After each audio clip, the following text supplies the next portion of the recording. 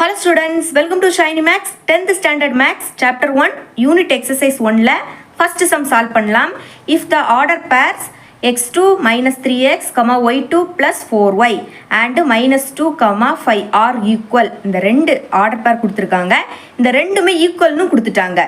Then find x and y. So இதில் எக்ஸோட value என்னென்னு கண்டுபிடிக்கணும், அதே மாதிரி ஒய்யோட வேல்யூ என்னென்னு கண்டுபிடிக்கணும். ஓகேங்களா? ஸோ ரொம்பவே சிம்பிள் தான்.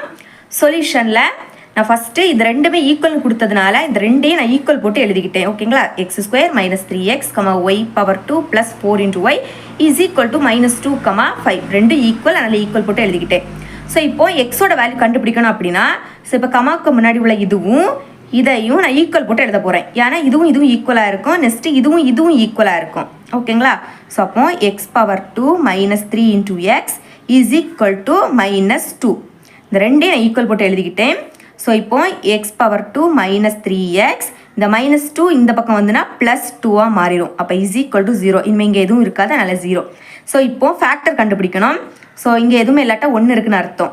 அப்போ இதே மல்டிபிள் பண்ணுங்க. 1 2 சார் என்னது 2 தான்.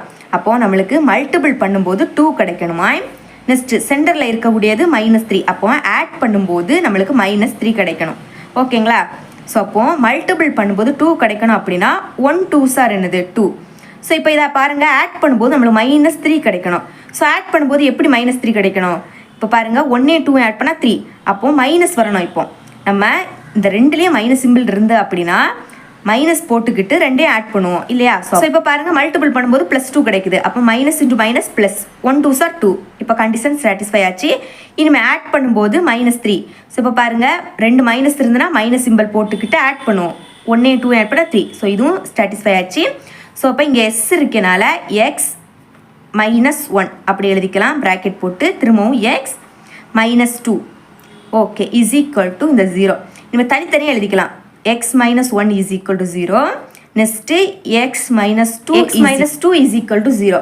ஓகே, நெக்ஸ்ட்டு எக்ஸ் இங்கே வச்சுக்கலாம். -1 அந்த பக்கம் போச்சுன்னா +1, அதே மாதிரி -2 இந்த பக்கம் போச்சுன்னா +2. அப்போ எக்ஸோட வேல்யூ 1, 2. ஓகே, ஸோ எக்ஸோட வேல்யூ இப்போ கண்டுபிடிச்சாச்சு. இனிமேல் ஒய்யோட வேல்யூ கண்டுபிடிக்க இதையும் ஈக்குவல் போட்டு எழுதிக்கலாம். அப்போ y² + 4y is equal to 5. அப்போ y² + 4y + 5 இந்த பக்கம் வந்துன்னா -5 இஸ் ஈக்குவல் டு 0. ஸோ இப்போ இங்கே எதுவும் இல்லாட்டா 1 இருக்குன்னு அர்த்தம். 1 × -5 என்னது -5 தான். அப்போ மல்டிபிள் பண்ணும்போது நம்மளுக்கு -5 வரணும். நெக்ஸ்ட் அதே இதை ஆட் பண்ணும்போது நம்மளுக்கு +4 வரணும். ஓகேங்களா? ஸோ அப்போ மல்டிபிள் பண்ணும்போது 5 வரணும்னா 1 5 ஆர் 5. ஓகே, அப்போ இங்கே மைனஸ் இருக்குது. அப்போ ஏதாவது ஒரு வேல்யூவில் மைனஸ் கண்டிப்பாக இருக்கணும். ஸோ இதை பாருங்கள், ஆட் பண்ணும்போது +4.